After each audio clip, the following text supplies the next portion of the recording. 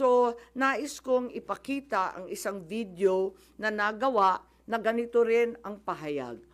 Simulan po natin ang video na maaring mapanood ng ating mga kaibigan. Enero 28, 2024, sa first Maisog Rally sa Davao, nagliyab ang balita at social media. Matapang, walang preno. Mr. President, baka susunod ka sa dinaanan ng tatay mo. Diyan ako takot. Ayaw ko mangyari sa iyo yan. Nagbato ng maaanghang na salita si dating Pangulong Rodrigo Duterte laban kay Pangulong Marcos tungkol sa di umano'y paggamit ng droga at ang kontrobersyal na People's Initiative. Sino man magsabi na walang paki ang Senado sa usaping ito, isa lang ang masasabi ko, walang gamot sa kakapalan ng mukha mo. Sa Senado, sa kapareho at sumunod pang mga buwan, si Senator Amy ang nanuna. Pakialam sa PR, wala kayong pakialam sa PR, wala kayong pakialam sa PR. Siya ang unang nagtawag ng pansin. Siya ang unang nagtanong, para kanino ba talaga ang PI na yan? Marso 2024, sa kabila ng bangayan sa harap ng sambayanan, narinig natin si Pangulong Marcos. Matatag, matapang. The International Criminal Court has no jurisdiction over the Philippines as we remain to have a working judicial system and law enforcement mechanisms. Walang jurisdiksyon ang ICC sa Pilipinas. Sa sabong, nagpagpag siya ng balahibo. Ang hindi natin alam, paghupa ng alikabok ay nagsimula ng ilatag ang plano para muling sumagi sa ICC. Kaya pagtungtong ng Mayo, tahimik ngunit mabilis ang galaw. Isinumite ng DOJ ang legal brief para sa posibleng pag-aresto kay FPRRD. Isang pagtataksil na walang nakapansin. Hunyo, pumutok ang balita. Nagbitaw si VP Sara bilang DepEd Secretary. Tendered my resignation as the Secretary of Education effective July 19, 2024. Isang babae ng tapang ngunit walang nagawa dahil sa likod ang tama.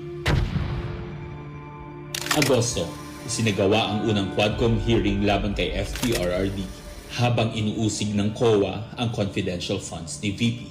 Ang hindi natin alam, sa gitna ng lahat ng ito, itinalaga na ni PBBM si Marcos Lacanilao bilang Special Envoy ng Transnational Crimes na siyang magsusuko kay FPRRD.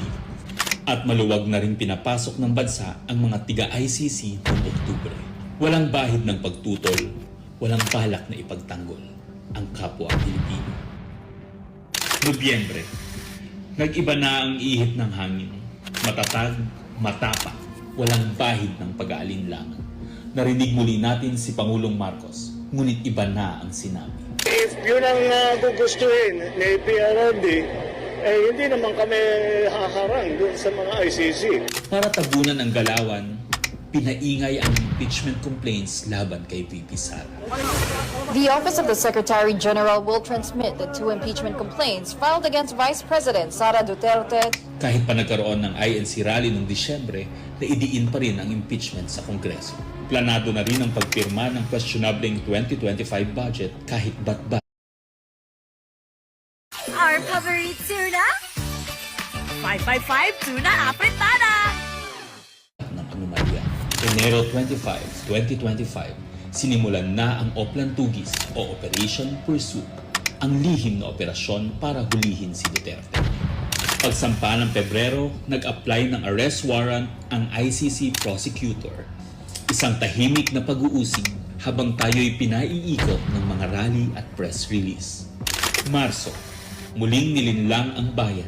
Humingi daw ng 60-day extension ang DOJ para sa EJK report noong Marso 6. Pero ang totoo, nakabinbin na ang arrest warrant mula sa ICC chamber Marso 7 hanggang 10. Ang hindi natin alam, Marso 11, 2025, sa kanyang pagbalik sa Pilipinas, hindi pa man bumababa ng eroplano si FPRRD, isinagawa na ang pag-aresto.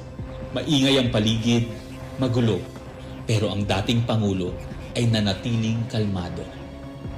Isinakay siya papuntang The Hague alas 11 ng gabi. Kasama sa eroplano si Marcos Lacanilao, ang nagkanulo, ang nagsuko. Pero kanino ang sisi? Sa mga utusan o sa nag-utos, managot ang dapat managot, nakalatag na. It's a request to the Philippine government from Interpol enforce the arrest warrant. And we have commitments to them. Ayaw nila ipagpatuloy ang pag-iimbestiga. Maliwanag na ang buong administrasyon na ito mula sa pinakataas hanggang sa galamay, nagplano. Ikaw ho ba nagplano ng lahat ng ito? Hindi naman. It was a group effort. Secretary Chudoro was there, Secretary Anyo was there too, and the President and I. Nagsakatuparan.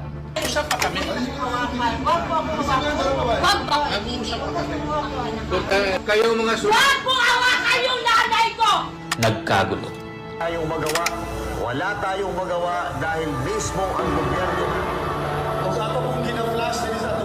Nagtakpanan. Mamili ka. Kapag warrantless arrest, edi may period. Kapag may warrant, walang period. I'm being cautioned by the DOJ, ma'am, that it may be sub-judice already to discuss that because of the habeas corpus pending in the Supreme Court. Ngunit lumabas ang buong katotohanan. Ganito pala ang bagong Pilipinas. Hindi man lang natin alam. Tahimik ang pagtataksil. There was no red notice and what was issued was merely a diffusion. Tahimik ang pagwasak. Paliwanag mong maigi, representative ka ba ng Pilipinas or representative ng Interpol? Pipili ka lang. Represent ko po ang Interpol NCB Manila. So mali itong papel na to.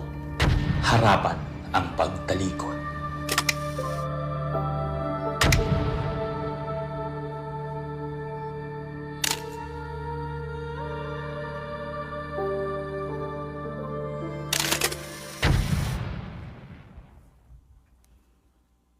Okay, so that's where we are so far.